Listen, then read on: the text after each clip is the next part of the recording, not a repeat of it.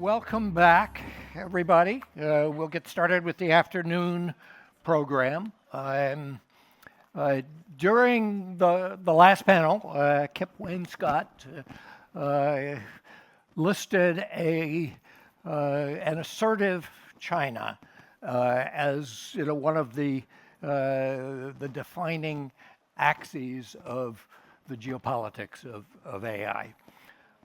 Here to talk about China, we have Dean Shuilan of Tsinghua University.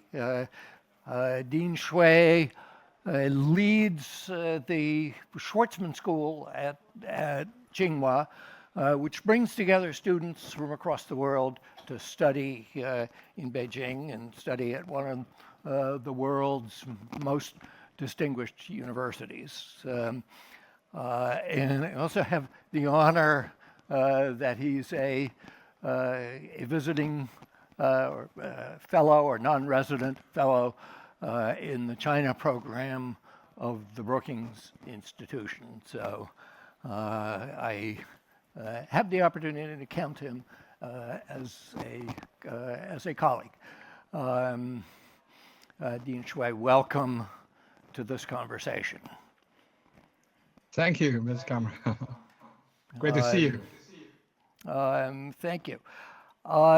So clearly, China is a leader in AI development and in regulation of AI. And I'd like to explore that with you a little bit.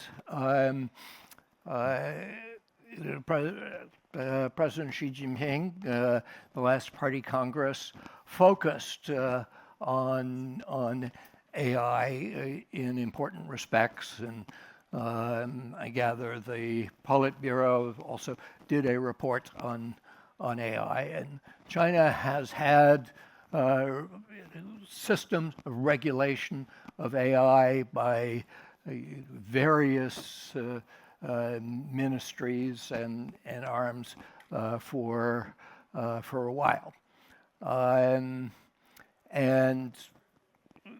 has set President Xi set the ambition for China to become the world's leader in AI by 2030.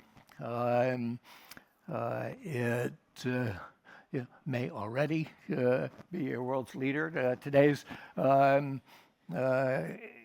Economist Insider program this evening is on the question, is China the new superpower? So, Dean Shui, let me ask you to talk a little bit about China's progress in AI and its development policies, and then we can move towards our mutual interest in international cooperation.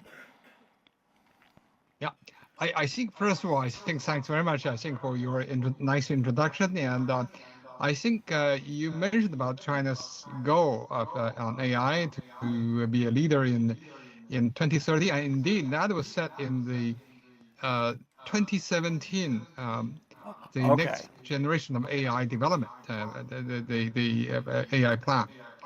And I think now China has been working hard, on several angles. I think that the first, of course, is in this international, kind of effort to really try to develop the large language models, the large models. I think a second aspect is China is really actively exploring those big models, large language models, in various kind of application domains. So most recently, I think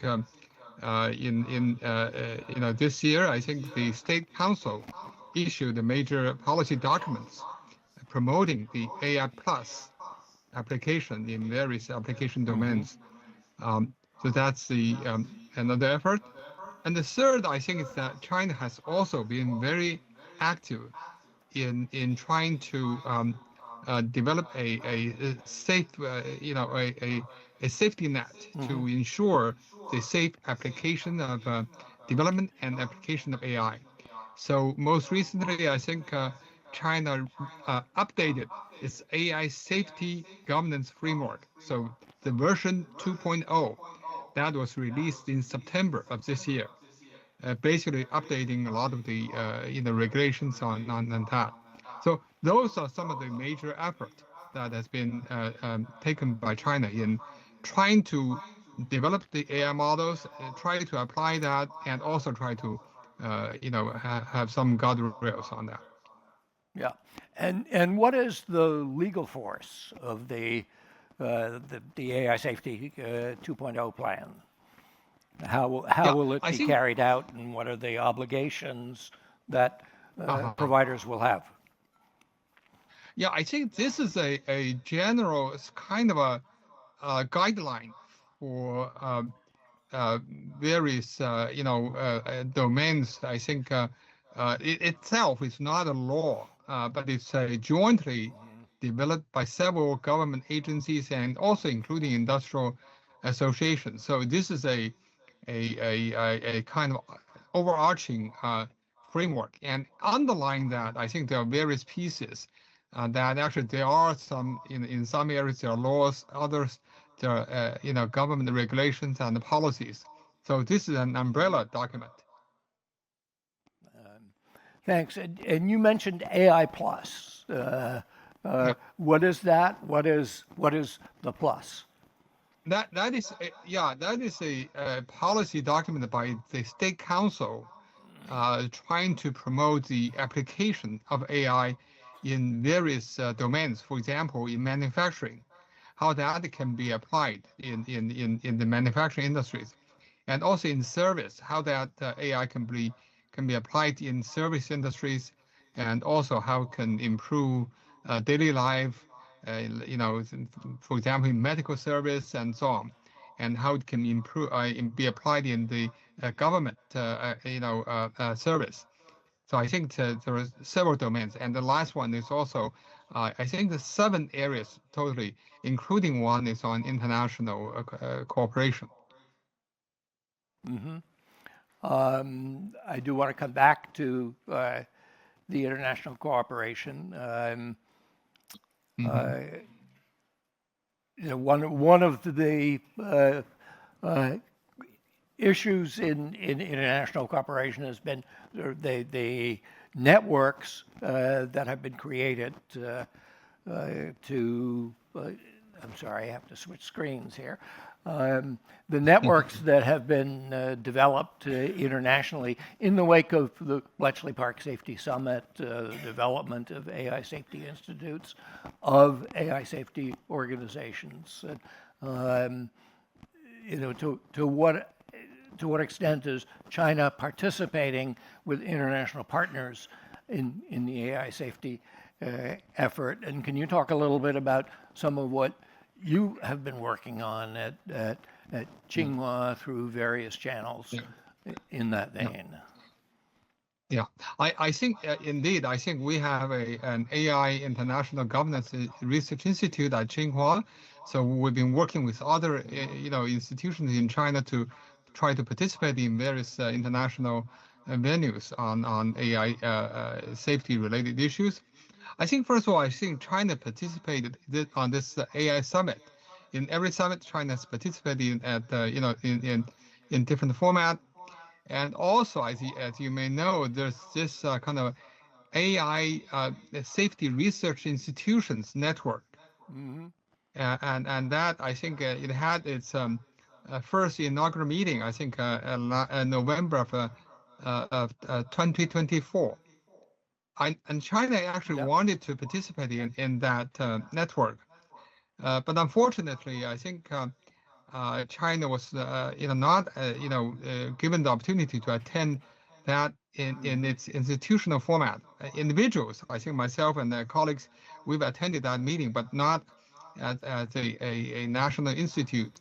We have more than one institute. We have several research institutions in China working on safety issues.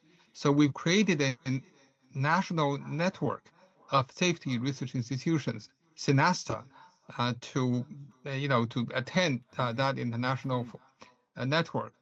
But unfortunately, we were not allowed to attend as an institution. Hopefully that we can participate in the future. In addition to that, I think China has been very active at the UN platform, at other venues, various multilateral or bilateral. For example, our institute has been involved in the Track 2 dialogue between U.S. and China. So there are many different ways to participate.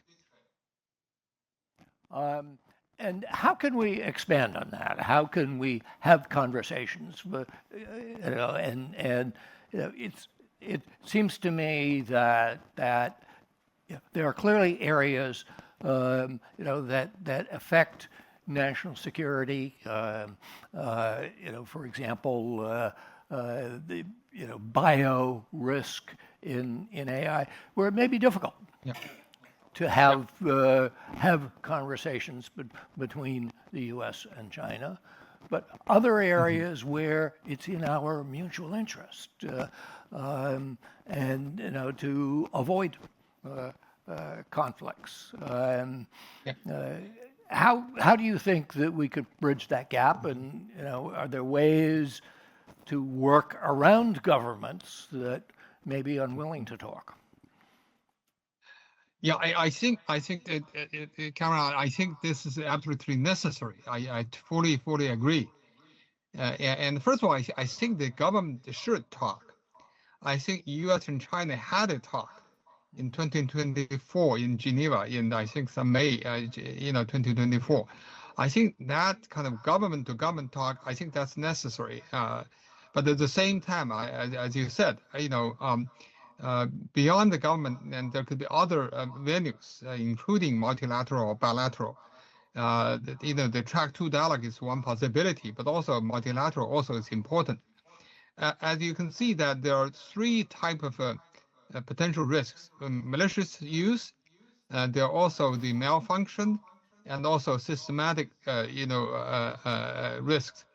I think for the malicious use, I think there's very common interest both to the U.S. and China to work together to guard against, whatever the extreme groups of using AI in a very, dangerous way. I think there we have very much common interest. For the malfunction, again, there are potential of AI get out of control. That's, again, it's something that we all have to work together to try to prevent that. I think so. In a way, I can see that there are, extremely, many common interests, that we should really work together. At the moment, when the government is having some difficulties in working together, I think the first thing scientists have to work together. For example, there's an IDES, International Dialogue on AI Safety, that, we were part of that, and U.S. and China and other international experts have worked together, identified some so-called red lines. So we issued some announcements trying to say, okay, those are the red lines that all the companies should try to stay away from it. So at least that's sort of the simplest thing that we can do first.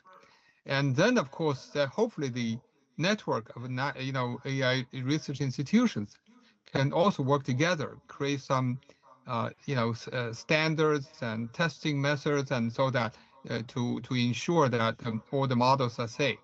So I think that's another venue that we can work together. But I think they are certainly, I think, from what I see, that in China, both the government and the companies are really willing to work with the international partners on all of those issues. Good. Well, we have just a little bit of time left. Let me pause here and see if we have any questions here in the room. Okay. I don't see any, so let me ask you a Hi. Oh, yes. I'm sorry. I was blinded by the light there. Hi. Please go ahead. Thank you. Tell us your name and where you're from. Hi, I'm Lily Zhao. I'm based in Zurich from China. I run a family office focused on digital assets, so I'm more in the blockchain space than AI. So my question is, where do you see the strongest opportunities for collaboration between China and Europe in terms of AI collaboration? Thank you. Yeah, so Yeah. building on what you said about cooperation, is focused on Europe. And Yeah. if I think got the first of question all, right. I think yeah. Please go ahead. Other questions? Oh, okay. Yeah. I think first of all, I think of course there's also a lot of opportunities for China and Europe to work together. I think first of all, on the governance issues, I think the Europe has been very much I think very well developed the AI Act, and I think that there's a lot to learn from European practice. But also, I think in the application domain, particularly, I think there are, I think China has many sort of open source models. I think that potentially European SMEs may find that very useful to adopt some of those open source model and working with Chinese companies to find more applications. So that's another venue that probably people can work together. Yeah. Yeah, I was going to mention that earlier in today's program, there was a mention that Andreessen Horowitz, the big U.S. venture capital firm, says that 80% of its venture entrepreneurs in its portfolio are using Chinese open source models for their work. So, I don't know if you've heard that figure, but it's a remarkable development. Shuilan, I want to thank you for joining us today, and thank you for your leadership in both in education and international cooperation and AI. Thank you. Thank you. My pleasure.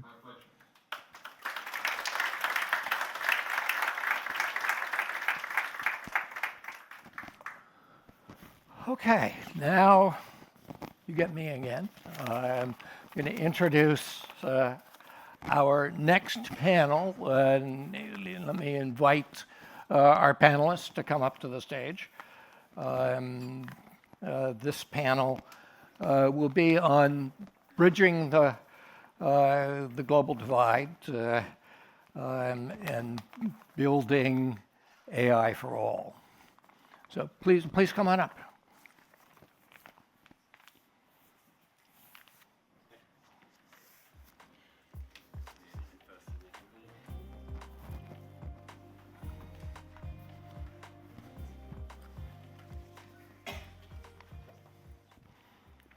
Okay, and we have two panelists online. So rather than introduce everybody together, I'll do it in series. But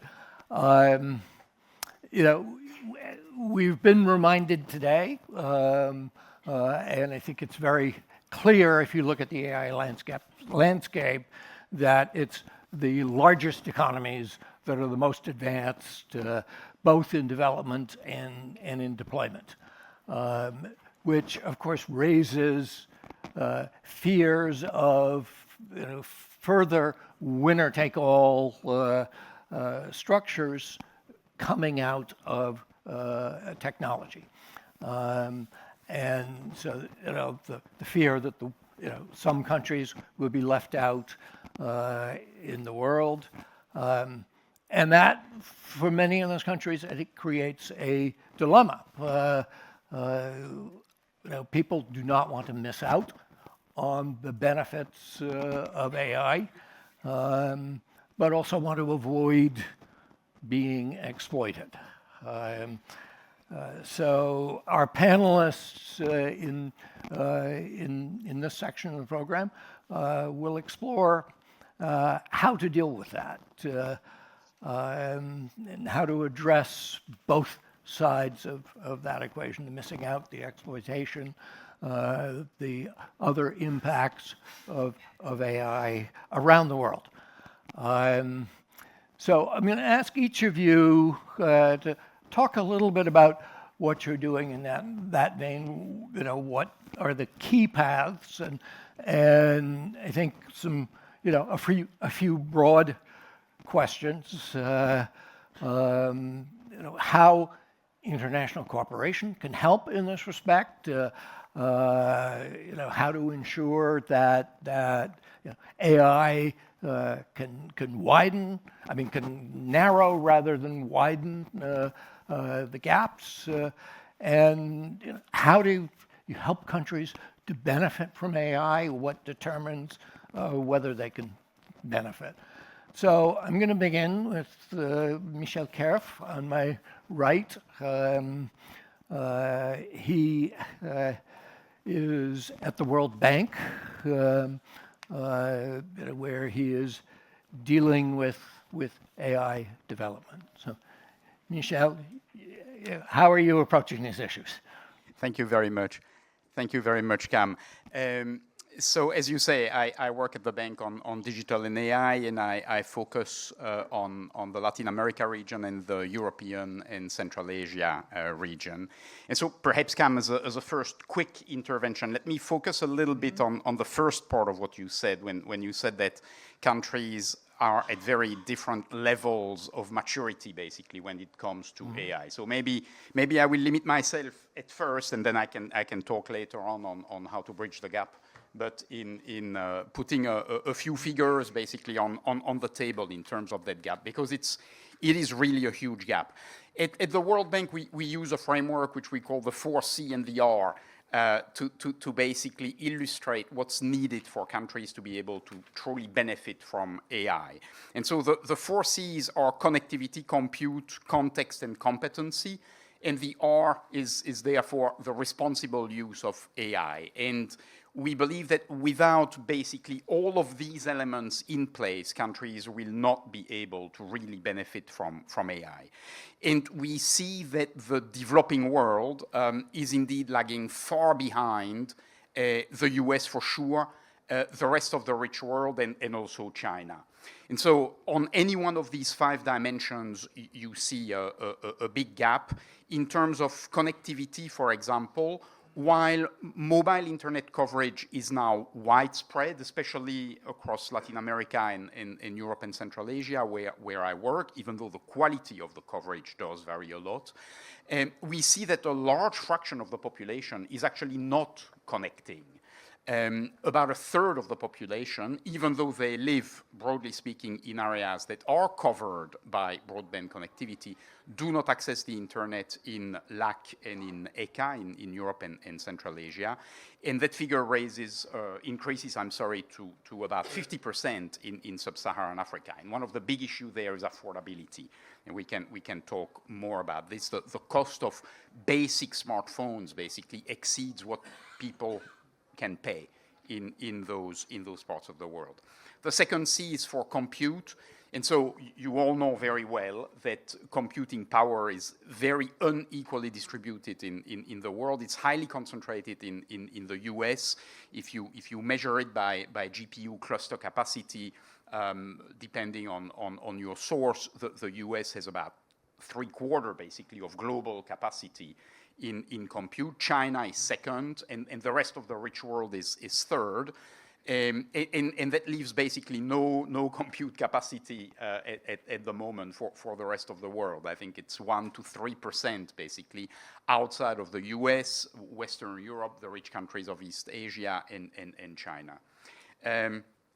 If we talk now very quickly about context, it's the idea that if you don't have language models that are trained on basically text in your own language that reflects your own administrative structures, the AI tools that you will have access to are not going to be very efficient.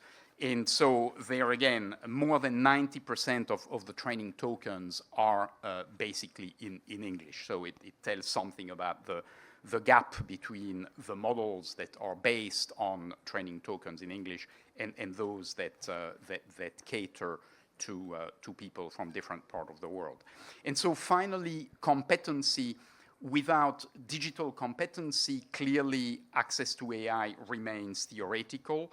And if we believe figures from the bank, from the OECD, from the World Economic Forum, there is a big discrepancy between the level of basic and advanced digital skills in the rich world and in China, which is very quickly catching up with the rich world, and the rest of the world. So we talk about, depending on how it's measured, 90% of the population in the rich world being digitally skilled at a basic level, 80% in China.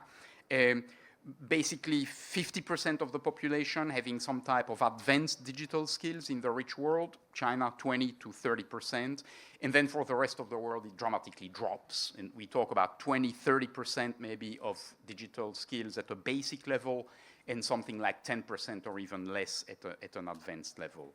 And finally, in terms of the responsible use of AI, while the developed world and China are starting to put in place regulatory framework that take care of this, again, the rest of the world lags behind, and there are several examples of events, basically, where AI failed dramatically.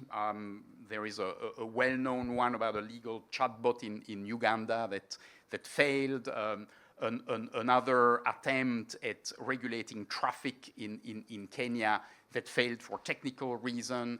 And this, of course, dramatically decreases the confidence that people have in AI and further basically hinders, in a way, their propensity to use AI tools. So let me limit myself to that for now. Okay. So let me bring in remotely Kushal Wadawan, who manages the India AI mission policy. We heard a little bit from your colleague Swadeep Singh earlier today about India's AI strategy and its use of digital public infrastructure, applications, language in particular to foster AI development. And of course, as we've heard a number of times today, India is hosting the AI Action Summit in February. Can you connect a little bit to what are the lessons you hope people will take away from India's experience and from the AI Action Summit, and what you hope will come out of the Action Summit on the digital divide, the AI divide? Right. Thank you so much for having me. I think India has recognized the criticality of the issue of inequitable access to AI resources and the global AI divide that we see emerging today, quite early on, both domestically as well as internationally.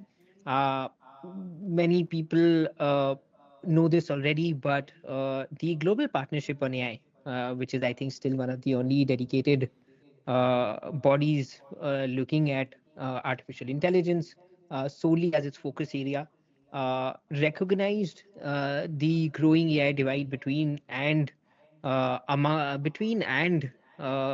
within countries under India's presidency. And I think at that point of time, that was the first multilateral document that spoke so openly about the need to address this issue. And since then, of course, now we are seeing it appear as a recurring and critical issue across multilateral fora as well. And of course, we wish to take this forward through our summit, which is going to happen in February, the AI Impact Summit. That is one correction that I wanted to point out as well. The Action Summit happened in February. That was co-chaired by India and France.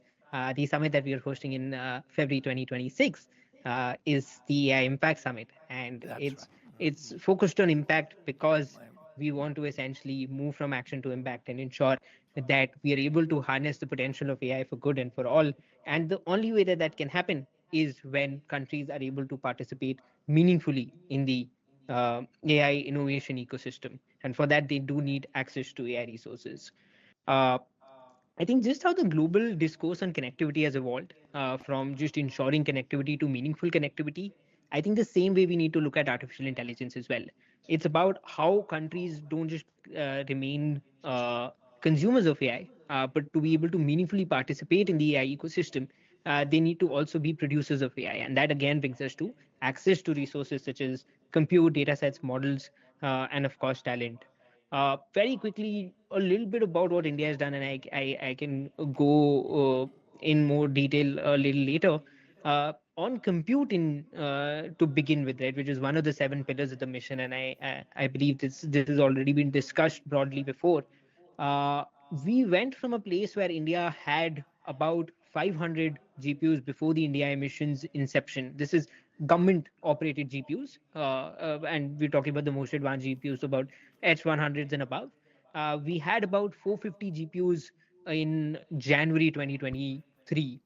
And in December 2025, that number has gone from 420 to upwards of, I think, 30,000 now.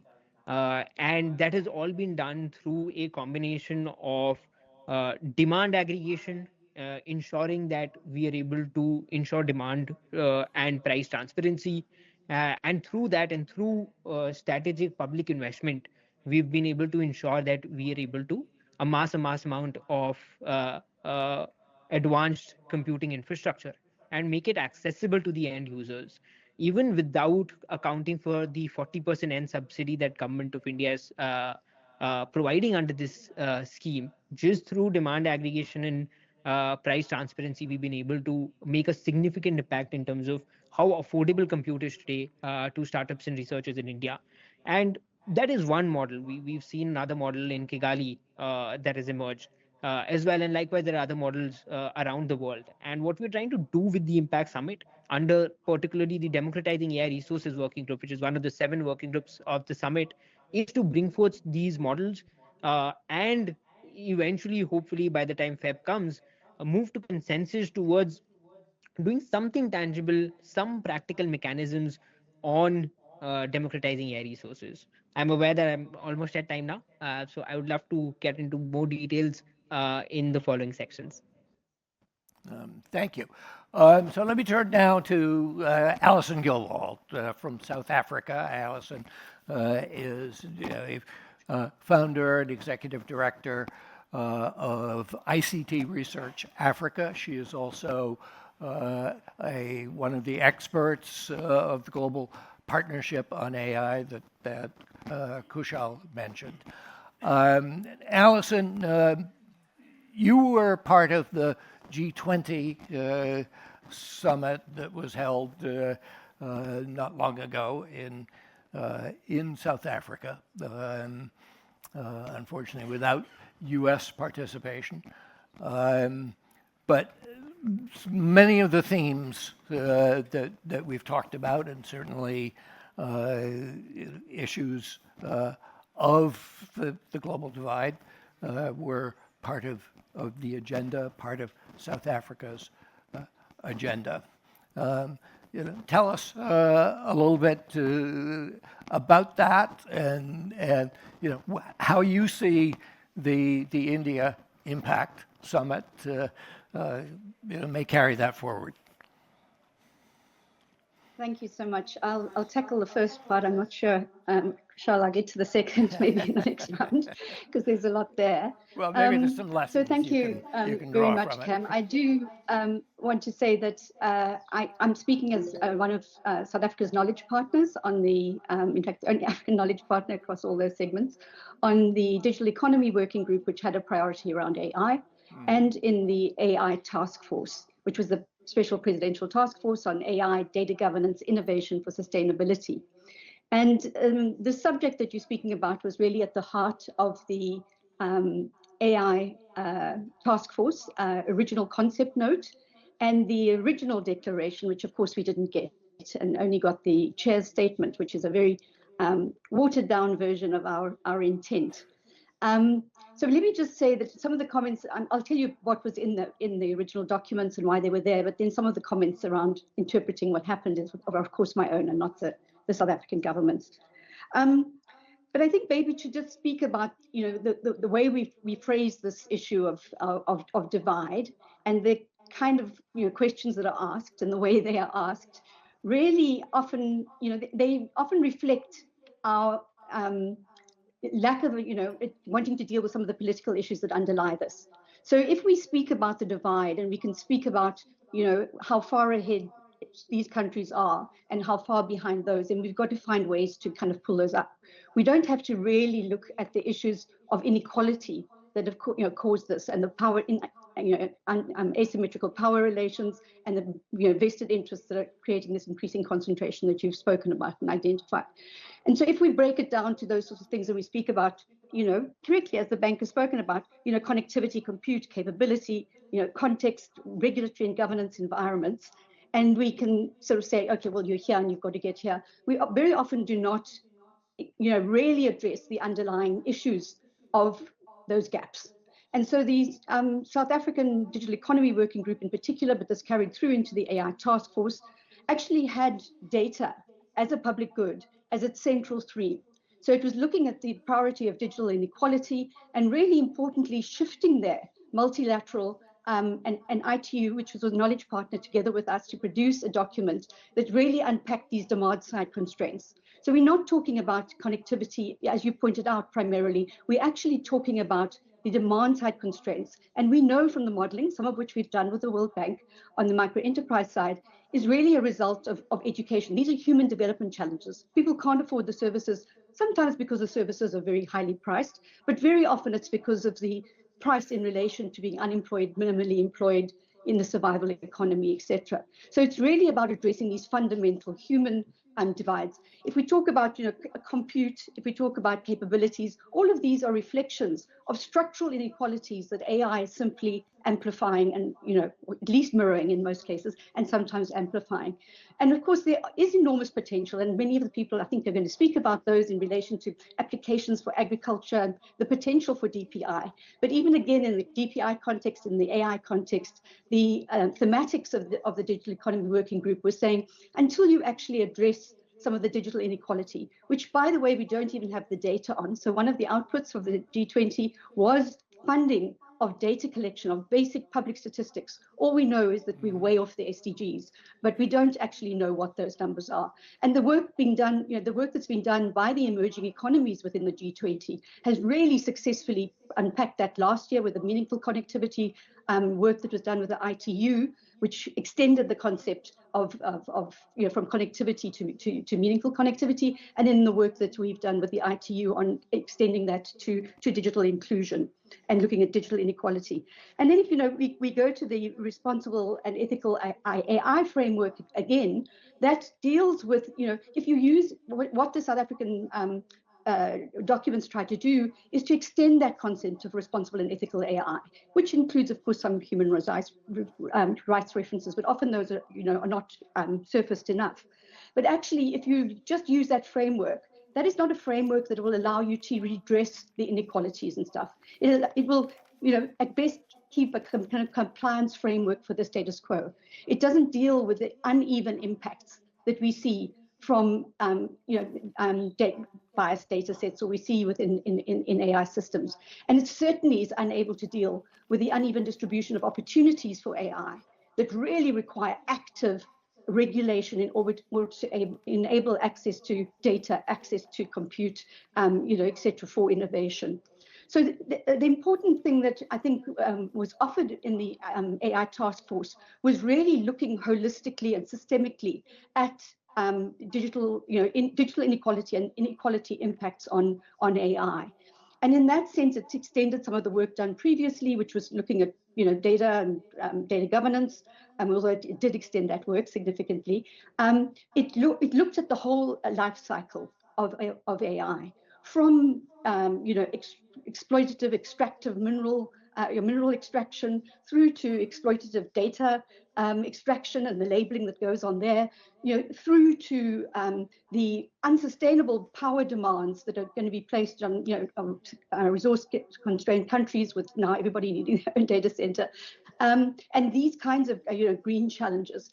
But very importantly, kind of linking the sort of labor challenges, these green challenges, to what needs to be addressed in terms of the harms, etc. And I think that's just an important point to make, because I think on many of these issues, what has actually been highlighting is that despite Africa contributing significantly to these foundational aspects of these, foundational models, there are barely benefits for Africa, and in fact there are several extreme harms, because currently, and I think this is another important aspect of the work being done, was to differentiate between different kinds of AI systems. We speak about AI, digital divide in AI, but which divides? And I think, for the World Bank actually broke that down, of course, but then what do we do, and what do we do about those? Because at the moment, Africa, arguably, the AI systems are built on kind of foundational inputs from Africa, and yet it's not able to draw those back. And so what the task force tried to do is look at ways in which that could be done. And I think, that requires, from a governance point of view, some very practical different recognition of the common challenges that we face in terms of inequality, but also looking at what the differential harms and opportunities are with different kinds of AI systems, and therefore what we can and can't use in the global south and in Africa. So if we're looking at these big foundational systems, it is impossible. I mean, we've got lots of these fantastic audits. It is impossible to unbias those big social networking data sets that are used every day to make, millions of automated decisions that create, that are discriminatory, that underrepresent Africans, and in fact make them invisible in, a whole dominant part of the economy. And of course, that is up to us to get people more digitized, but that goes to the points that we were making earlier about the exclusion. But that's different from the divide that exists around the ability to innovate. And there's a lot of talk about the lack of capabilities or talent or etc. on the continent. There are extraordinary examples, and these were showcased during the G20, which was very much an African G20, of these opportunities, of these labs, of these data scientists doing extraordinary work, and the development of local language modeling that is precisely able to address some of the issues that were spoken about, that that could really offer benefits even for people who are unconnected, if they are used in an equitable way, in a way that enhances equity and public value in DPI, for example, or in these other systems. So even though while people are unconnected, until we get everybody connected, they could still be very positively used for developmental outcomes. I think I'm probably approaching time over time, so let me come back on some of those issues later on. Well, thanks, I did Alison. just want to return when we come back to some of the, what we can do and what we probably can't do right away. Definitely.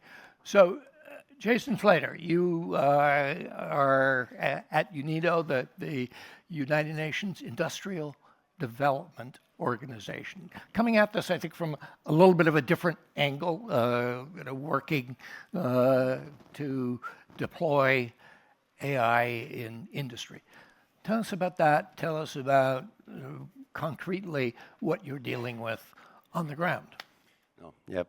Thank you. Thank you for having me here this afternoon. Excuse me, colleagues. Yeah. So, what we heard from yourself, Michelle, some of what we've been confronted with, the challenges of the divide. I mean, it's around 2.2 billion currently is unconnected. It was around 2.6 a few years ago, so we're making progress. We also hear about the numbers throughout the day about how much investment's going on in AI. I think it's roughly around 2% of GDP is expected in the next 12 months. And then from myself and UNIDO is we're looking at how can we then best support the global south and our member states. So I'm thinking the title here about global divide through cooperation and capacity, and that's one of the areas that I must say that we in UNIDO have started to focus on strongly is we see as you mentioned, there's a need for compute, there's a need for skills, there's a need for people to be able to adopt and to take on board new technology. So we launched a global alliance called AI for Industry and Manufacturing. And really what that means is that you bring together public sector with, so we have a large consortium, around 300 to 400 businesses that we collaborate with, huge names spanning from both sides of the continent. We're working, for example, with Tsinghua University as well in terms of academia and think tanks to really see how we can how we can leverage AI and digitalization to solve clear problems. I'm fortunate enough in that I have in the room 3 of my project managers here in my team. So Nikki, Cal, Tomo. Cal over there is managing a project that we have in Ghana. He's trying to see how you can solve post-harvest losses in rice production. How can you harness AI and digitalization? Correct me if I'm wrong, Cal. We import around 50% of rice, and around 20% of that is lost. But we can solve it. So when we come back to the divide, yes, of course, it's starting on one level, a global level, to expand, but we're trying to see concretely how we can actually harness such technology through this global alliance and to solve issues around rice in Ghana, whether it's leather production in Ethiopia, whether it's helping Ukraine deploy certain technologies. Nikki was there last week to see how we can support people deploy AI in the energy sector. So I'm trying to be more on the solution-orientated front. We do have this concern about access, particularly when we start looking at what's going on. You mentioned before the AI action plan that was coming out of the US, and we had Tsinghua talking about what's happening with China. I mean, we do work very closely with both some of those big tech and some of those companies from China. And there is a willingness to help and to support, to provide us the computing power, to help us with the skills. Microsoft is supporting us with the Elevate program on digital skilling. And we are then translating that into actual projects on the ground. The method that we're using, and I can make reference to the minister this morning from Ireland, she made reference to centers of excellence. It's one of the areas that we've noticed. We did a global call for centers of excellence in July in the World AI Congress. And countries, around 25 countries, have come forward and expressed a clear interest in this need to get access early to technology, to be able to provide the skills, to ensure that there's the connectivity. And for ourselves, I feel that we have a real clear importance here as the United Nations in terms of providing guardrails, providing a safe environment that will enable this to be tried, deployed, tested. And as I mentioned, we have some colleagues in the room that's actually doing this and implementing in some of those countries. And for our member states, that then translates into an AI action plan, so that our 173 member states, we can provide them with a very clear set of a toolbox which they can follow to help them incorporate such tools around digitalization in our projects. And it's not primarily in the area of the GPTs, the DeepSeeks, the Copilots, etc., but it's in areas such as I mentioned with rice and leather, etc., and really getting into smart manufacturing processes. We're dealing with SMEs that's well established and have well established productive lines. And if we're expecting to leapfrog, that means that we're going to have to tackle this in a very much different way. And the only way that we can do it is this strong collaboration that we're having through public sector partnerships, and in addition to see how best we can leverage academia, especially in the area of innovation and what have you. So I will just pause there because I'm conscious of the time, and hopefully can expand in a few more minutes. Thank you. Yeah, and we will open up for questions shortly, so get those ready. I have a couple of questions and topics, but before I turn to that, is there anything any of you want to respond to in what the others have said? Yeah, a very quick two word. hands up on screen, and Michelle picked up the microphone. Go ahead, and then we'll take Alison briefly and Kushal.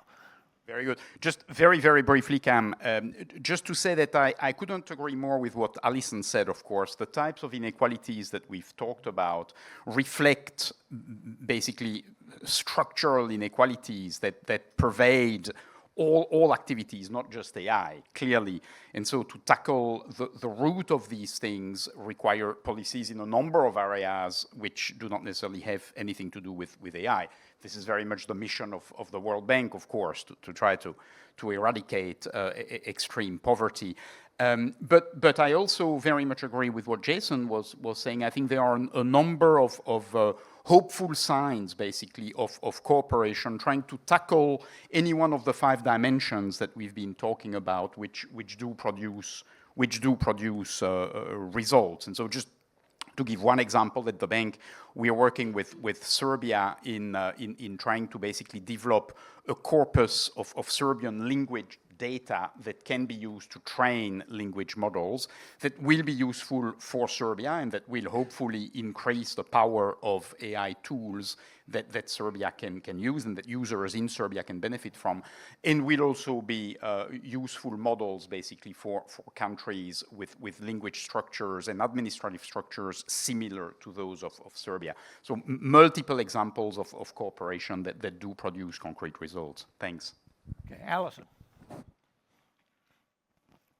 Thank you so much. I just wanted to comment on the statistic that was referenced, a colleague from UNITO, on the 2.6 billion, which is, of course, the figure that was the ITU estimate that the Brazilian G20 challenged with the concept of meaningful connectivity and very courageously applied to their own situation and took their 80% connectivity or 80% access down to between 20 and 35, depending on the estimate.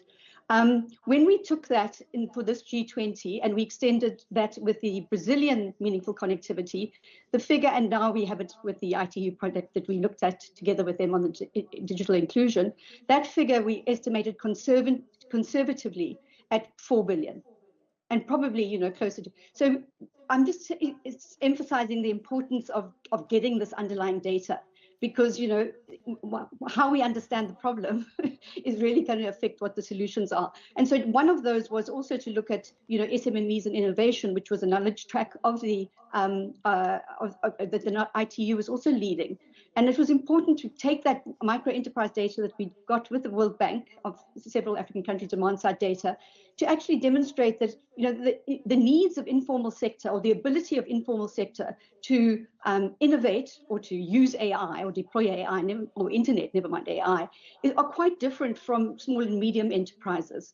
So I just wanted to make that point that it really requires a lot of granularity about what we're talking about and what we can do, and just really emphasizing that there is a whole lot of potential in the local language modeling, and there's some sort of, there's some very exciting opportunities there that I think will be picked up in the later discussion. Yeah, well, measuring penetration ain't easy. In the United States, we've been fighting over how many people have access to broadband for about 20 years, and still don't have agreement. Kushal. I think very related to this idea of measurement is how do we also define the problem and what we choose as a North Star to be able to measure progress. And with that respect, I think that it should not be about merely allowing or enabling countries to solve challenges using artificial intelligence. That could lead us to interventions that are focused on isolated use cases that are piloted and often never scaled up at a scale which is necessary to solve societal problems. I think the North Star very clearly has to be, how do we get countries to be able to participate across the AI life cycle? And for that, we do have to look at interventions that are more drastic and ambitious in nature. We need to primarily look at least 3 things. One is, how do we make the hardware, which is the compute infrastructure side, more democratized? Compute is a little bit, I think, in my personal opinion, more important because it's overarching in nature. We see problems of competence, for example, also going back to compute. If researchers, students, etc., in developing countries don't have access to compute, they're not able to further hone their skills, and that leads to talent migration to more developed nations. even the issues of harnessing the potential of data and creating models again takes you back to compute infrastructure. So we really have to solve for that and have to make sure that our end goal is drastic in that matter. The second thing is to standardize the way we approach data as countries. I think the data divide isn't so much about having not having access to data, but it's also about how countries are approaching data and how they're looking at the question of what data is available to train AI models in a responsible and ethical manner. So, do they have the technical competency? Do they approach data from a point of view of public utility? All those questions come into the mix as well. Uh, and finally, how do we make AI less demanding in general? How do we move towards innovation systems that make AI work just as efficiently as it is working now, and even better, but with more efficient and resource conscious use of AI? And we have a specific working group under the Impact Summit also that's working on this. It's called the Resilience, Efficiency, and Innovation Working Group. It's looking at frugal AI innovation. So I think really these three things, and really looking at the North Star to be across the AI life cycle and not just use cases, is I think something we should focus on. Jason, you were waving a finger. No, yeah. Just I do agree that we need the North Star. I do also still think we need a few lighthouse examples of these because, I mean, just for me, a reality check in the last couple of weeks, my own personal experience speaking with people in Zambia, and we now looking to see how we can develop AI digital tools that helps track cattle, because a number of the cattle there is falling with illness, etc., and they're not sure where or why this is happening. So we're working with a large tech company to see how we can bring in AI and digital tools that supports it. The first question that came from the Zambians was, where's my data going? What is cloud? Your cloud? Why would I use it? So it was a bit of a reality check for us in the team to say, well, we have to really go right back to the basics here. And it's not only just about, I think Alison touched on this around literacy and what have you. Also, what is the social impact of this? So we sit on one hand seeing this race that's happening. But from my perspective, we have 700 projects per round a year. Managers are in the room here. We really have to go down to that level of basic conversation to say, to build confidence. But in the end, if you can prove and you can have some of these lighthouse examples, like I've just mentioned, I do think it's a good catalyst to be able to then start scaling that up and replicating in other countries. Thank you. Yeah. I do want to come back to data, but let me pause for an opportunity for questions from the floor.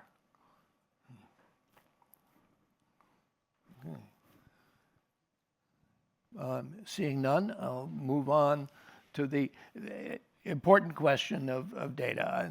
And Kushal, thank you for bringing us back to that. And Alison, you said that data is a public good.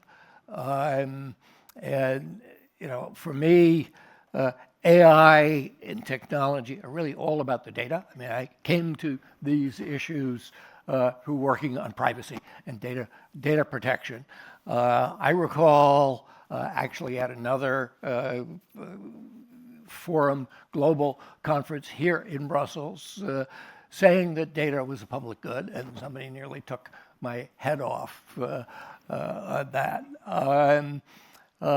But we've also heard so many use cases of how data can be beneficial. For example, the Danish expert from the Danish Ministry of Foreign Affairs, who talked about how Denmark has been able to compile medical information in privacy protective ways in order to make that available for medical care and improvement of medical care.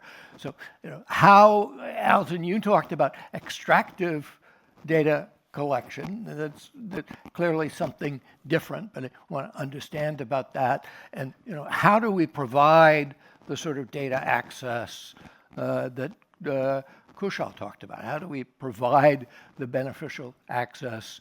How do we ensure that data can be used in ways that enable these benefits? One of the underlying purposes of the European Data Protection Act was create trust so that people will share data in appropriate contexts. Who wants to start? Alison, maybe you could start since I put to you the question about extractive data. Yeah, and I think also I did mention that the AI task force was looking at AI, data governance, innovation for sustainable development, and that was very much building on the G20 agenda around the importance of a proper data governance framework for DPI in India, and then Brazil taking that on with a big initiative, a data initiative.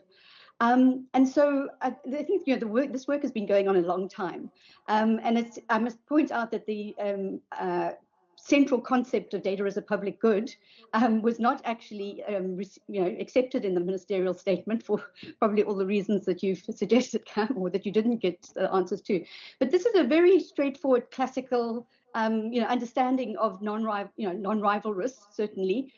Not necessarily non-excludable in the proprietary reforms we're taking, but a certain merit good. It's very important from a regulatory perspective because it's the rationale for universality or ensuring that this critical input is there in a data economy or as a critical input into AI. So it's not AI that's necessarily public, but this critical input that you need. So I think it is important from a regulatory point of view, but it also underpins some of the data governance frameworks that were in the African Union data policy framework, which, by the way, we have implemented in Zambia, and I'm very glad to hear that even in the field there is awareness around that. I think it is a big challenge. But I think the importance of extending the predominant understanding of data governance as primarily or almost sometimes exclusively around privacy and data protection was an important part of the work done by GPay under the data justice work that was done there, but also in the African Union data policy framework, and the understanding of it as a public good because of its potential to be create public value. A lot of the data creation at the moment, the extractive surveillance capitalism that's referred to around data is of a commercial kind. So it's been really important in building this public value framework for data governance that is acknowledged in that way. Just to say very quickly, and I will end up on this note, is that the important part of the data governance framework that did come through in the AI task force, although it didn't all get through in the digital economy working group, was the importance of understanding the data governance's uneven impacts on individuals and communities and people, and the uneven distribution of opportunities. So a lot of the responsible and ethical AI frameworks that underpin data governance and AI look at a kind of compliance framework around data, which is of course important, breaches in privacy, and that is important. But the importance of the data justice framework is that it extends these first generation privacy and access to information rights to second and third economic and environmental rights as well. And that takes you to a position where you can argue for the economic regulation of data and of AI, both from a more kind of classical competition point of view and those kinds of things, but also in terms of regulating access to data, which we are now trying to implement through our information regulators who have access to information things. This really enables people to not just be those passive receivers at best of AI, or maybe at worst because of the harms, but actually to be involved in the production and application of AI, either in different kinds of AI systems and models. Great, thanks very much, Alison. So let me ask each of you to to wrap up with your closing note, if I may. So, Jason, why don't you go ahead? I'll go to Kushal. Michelle, you get the last word. Well, no, thank you very much. I just reiterate what I mentioned before and what the topic of this is, that I believe it's absolutely essential that we do build up such partnerships.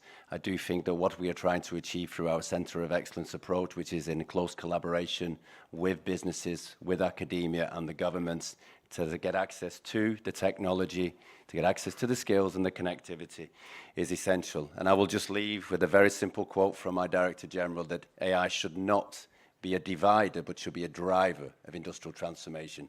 No matter how those figures are stark, we should still continue to do our best. Thank you. Kushal, give us some impact here. I think just would like to once go back to the data point. I think there are a lot of interesting models that are coming up around data stewardship. In India, we're running a very, very big crowdsourcing mechanism called Bhashadan, which essentially translates to language contribution. It is to crowdsource language data sets. And we need to think about these right respecting models. But I think since this panel is also about bridging the AI divide, I would also like to urge, especially developing countries, to also look at it this way, that we can discuss whether data is a public good or not for a very long time. But at the same time, countries with a lot of compute power are already making use of that data for personal good. So I think at some point we really need to start harnessing AI and data for good. And I'd like to end at that, and of course invite everyone to especially collaborate on the Democratizing AI Resources Working Group, where we're trying to come up with some tangible mechanisms to ensure equitable access to AI resources. Thank you. Michel.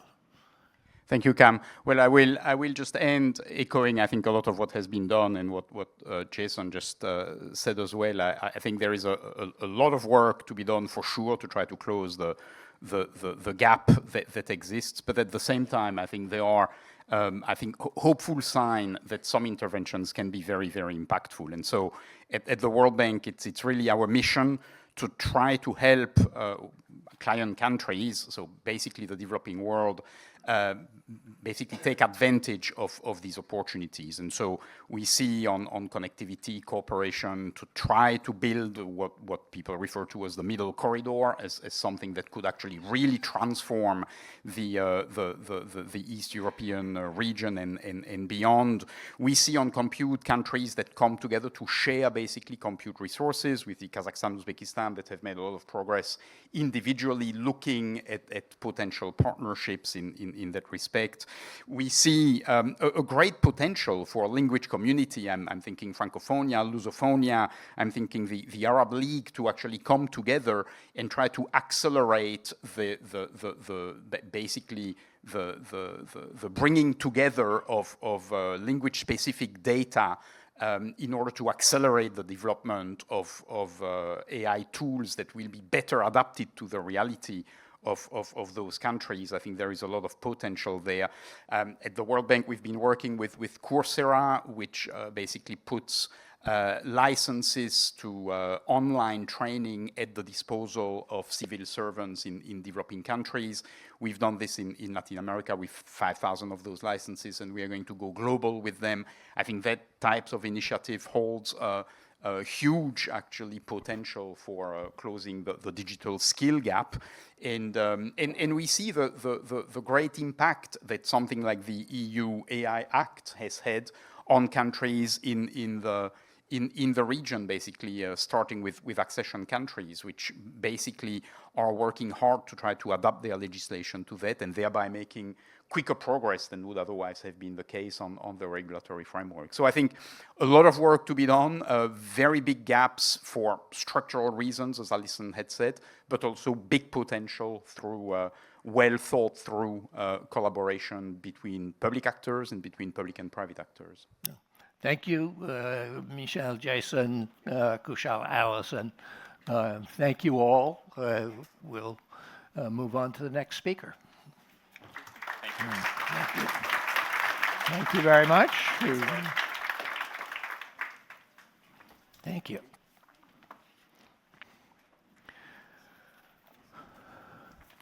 Are we ready to go with, okay. Yeah, I see him now. So our next speaker comes from Canada. We've just heard about some of the issues of language and working with Francophone countries. Canada is, of course, a Francophone country that faces some of these same issues. Mark Sean has been a leader in Canada's AI policy for some years. He is now the Associate Deputy Minister in the Ministry of Innovation, Science, and economic development. A very broad remit that is dealing with the AI.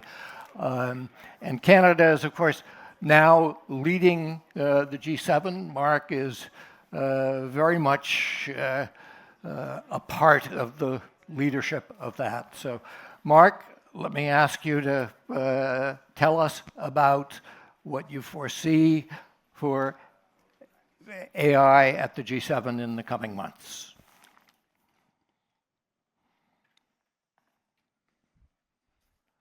Mark, are you with us? Can you hear me? Okay, I can hear you now. Perfect.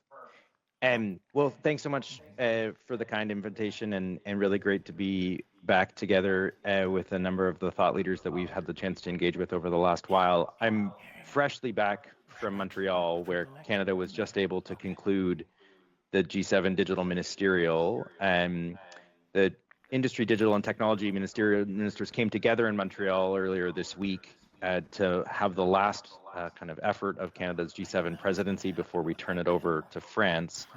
I would make a number of kind of observations about the work that occurred this week, and a little bit about where Canada is at.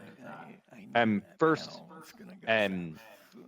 it was extraordinary to see that consensus was able to be maintained within the G7, which is no small feat in the current context. I think in a number of other multilateral fora, it's proven very challenging to be able to bring countries together around an aligned vision for artificial intelligence. And I think the fact that digital industry and technology ministers were able to put together such a comprehensive statement speaks well to the power of the G7 and the import of the multilateral forum. I'd also say it was an extraordinarily candid and thoughtful dialogue amongst ministers. Over the course of the 2 days, I think there was a real opportunity for ministers to engage deeply in questions about adoption, questions about the changing nature of the governance of the technologies. I think work together on the supply chains and value chains that underpin the emerging new economy, as well as to kind of highlight some of the very specific considerations as it relates to how we make sure that this AI and digital revolution actually serves each of our countries respectively, as well as the broader mandate we have for global participation and global growth. I think what was particularly interesting as well was that there actually were some fairly substantive deliverables that actually came out of the overall effort. So in particular, the SME, the Small and Medium-Sized Enterprise AI Adoption Blueprint, which was developed by the Canadian presidency with input from G7 partners, but actually provides a set of high-impact policy actions and concrete examples of how adoption use cases can actually better inform government and SMEs. We also were able to put out the blueprint and adoption toolkit for small and medium-sized enterprises, which I also think is particularly critical as we imagine that the diffusion of this technology is really going to be what underpins the future growth that we all hope to engage with. I think there was some lively and good conversation about what are the governance structures that actually need to be in place to be able to unlock AI and digital technologies capabilities, both in AI but also in quantum. And I think there was a real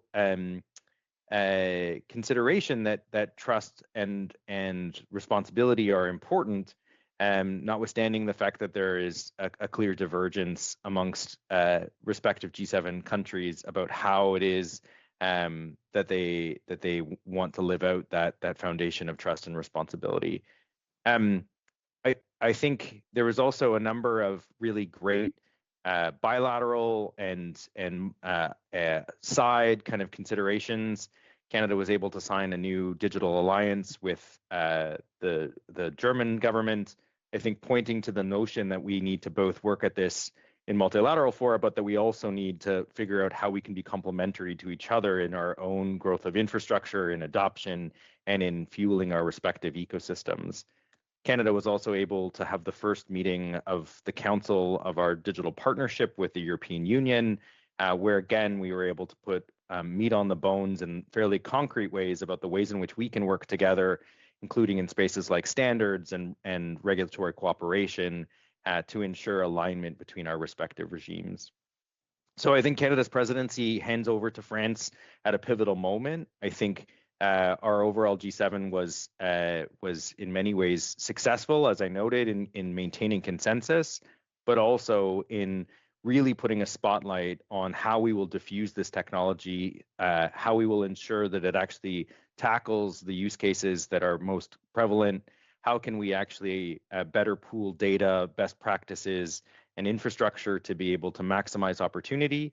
And then how do we bring together the broader community, including with our knowledge partners and with our invited guests, which included Korea and Ukraine, to be able to maximize the possibilities and the opportunity. And so I recognize that I know you guys are short on time, and so I will stop there for questions.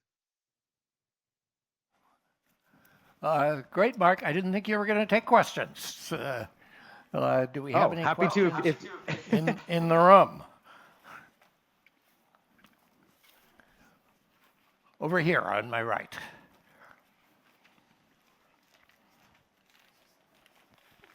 Hello, my name is Chris Kroll. I'm with the Polish Data Protection Authority. Could you speak more, because you mentioned the activities you're performing in quantum. Does that include quantum computing or also maybe quantum cybersecurity? Thank you.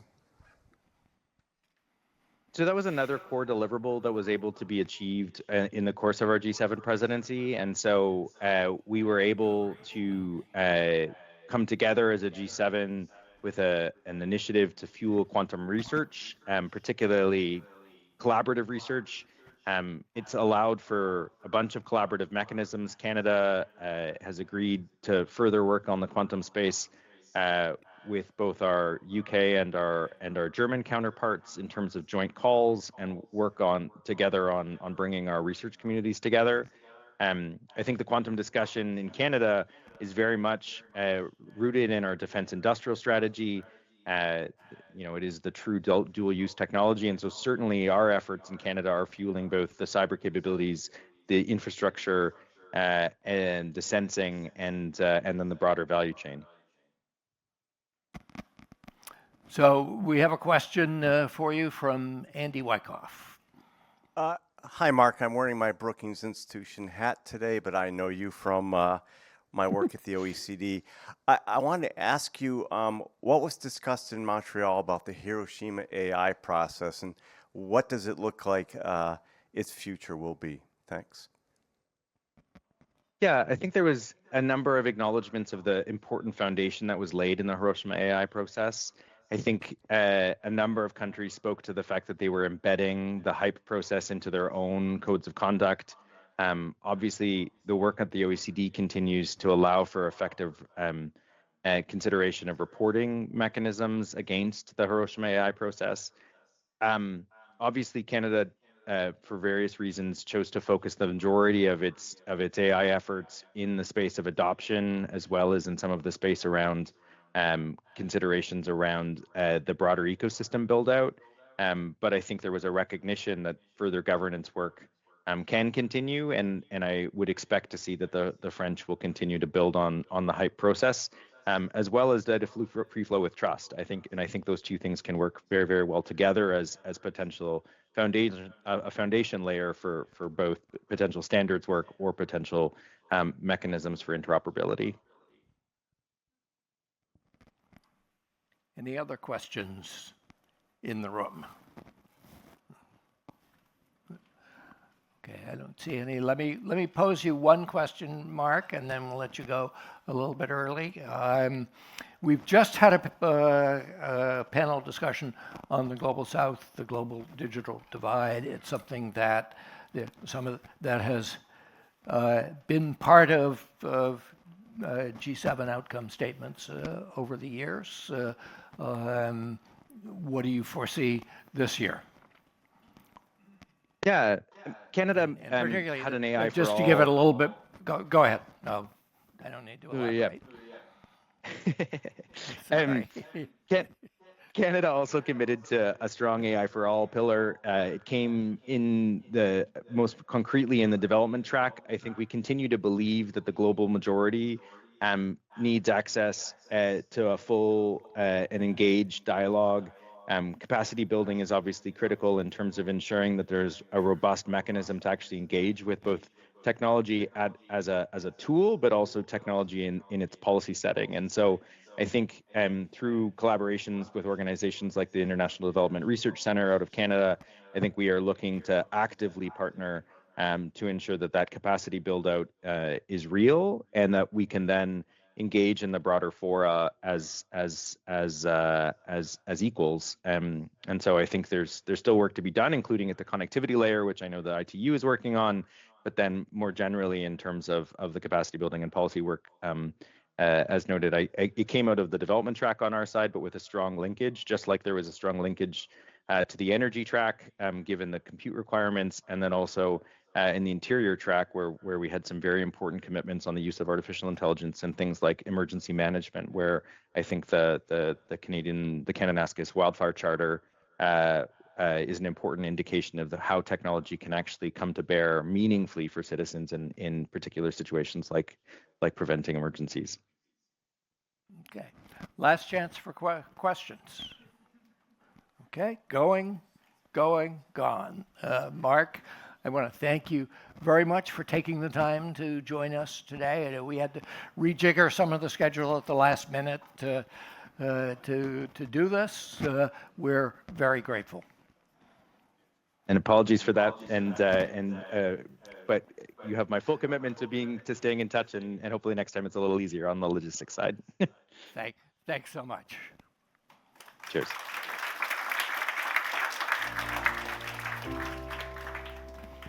So now we take another break. We'll be back in half an hour.